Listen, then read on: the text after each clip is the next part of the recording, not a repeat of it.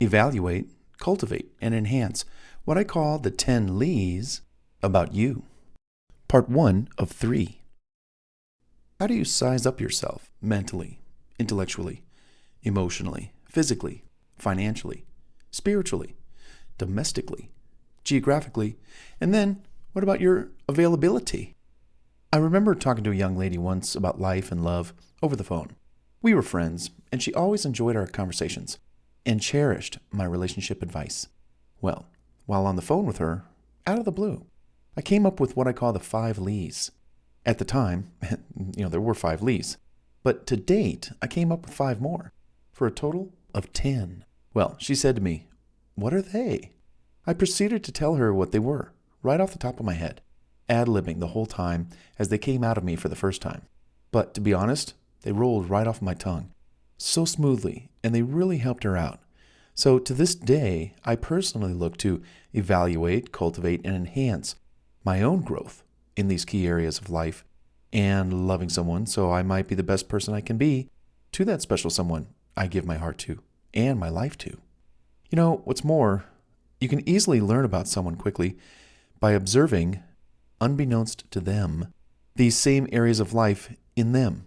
Whenever you head out into the big wide world to find love, keep these 10 Lees in mind, okay? We're going to go over them right now. Number 1, mentally, okay? Mentally. That's where the Lees come in. Lee, mentally. How are you, mentally speaking? How's your mental health? How would you rate it? 1, not so good. 10, great. If not so hot, are you getting help? When we encounter someone who's interested in spending time with you, not that you have to ask him or her directly, how's your mental health these days?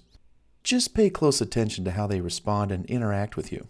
Look for subtle cues and clues. Are they quick to anger? Do they show signs of depression? Do they exhibit any signs of sadness, irritability, mood swings, social withdrawal, or dramatic changes in eating or sleeping habits, or anything? Just listen to what they might tell you. You don't have to ask. Sometimes people volunteer quite a bit. These are just some of the signs of mental illness. Check in with them.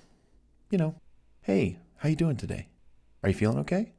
Judge their response if you should keep seeing this person or direct them to get some help. Remember, you're not paid to be someone's therapist, per se. So use your best judgment when it comes to spending time with someone you think has potential. Always be on the lookout for any kind of mental illness.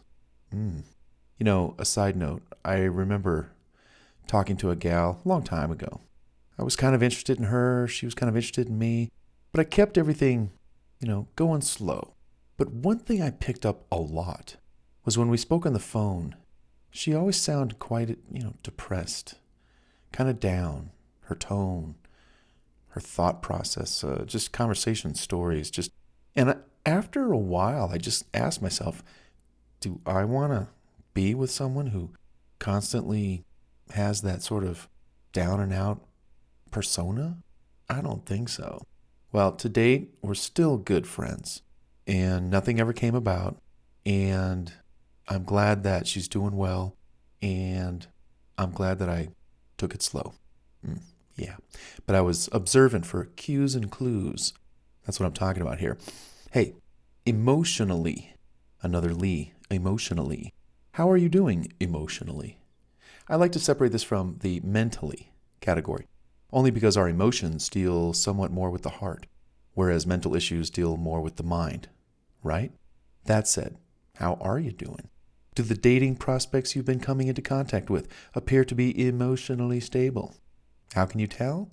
Well, emotionally unstable people tend to have low self-esteem, trouble trusting themselves or others, substance addiction issues. They might cancel plans and fail to keep commitments. They may have pessimistic approaches to life. They may move too fast, too soon, because they're in need of fill in the blank. Their moods change rapidly. They have trouble calming themselves down. They show impulsive behaviors.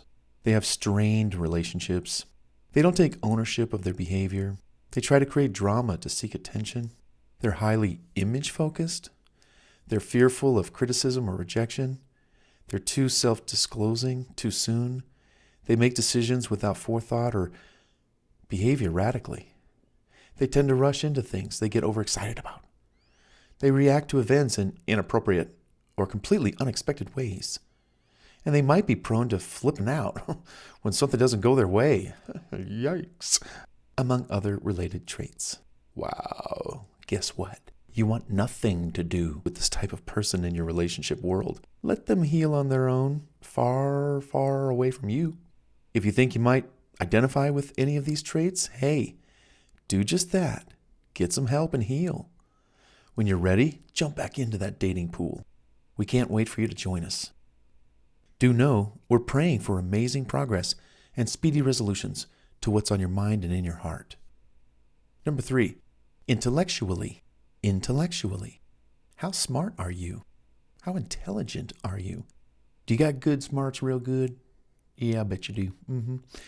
Joking aside, what is your level of education? On-the-job training, self-study, IQ, and/or skill set acquisition look like? You know, the definition of intelligence is having a good understanding or a high mental capacity, quick to comprehend, displaying or characterized by quickness and understanding, sound thought or good judgment, having the faculty of reasoning and understanding. Enough said, right? I'd love to meet a woman like that. And guys, one very sexy trait we men have that women look for is intelligence in the men that they date, love, and marry. Why?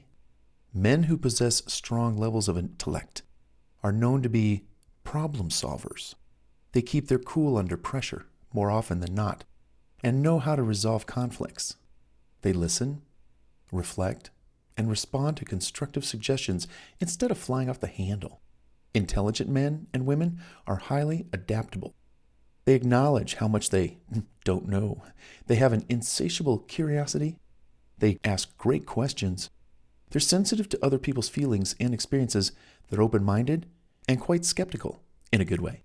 I'd say we all want a lover and a lifetime mate who's an intellectual, right? Ask them lots of questions and just listen to their answers. Do they sound smart? Then hey, you might have an intellectual on your hands. Go get 'em, tiger.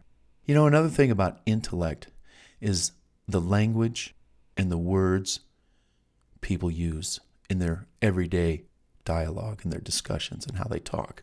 Anytime I ever hear just lazy language, I'm going to call it that, lazy language, words that are repetitious, you know what I'm saying? Do you know what I'm saying? Do you know what I'm saying? I heard you the first time. You don't have to repeat yourself. Thank you. So, intellect. Intellect. How are you intellectually speaking? And those you come in contact with. Check them out closely.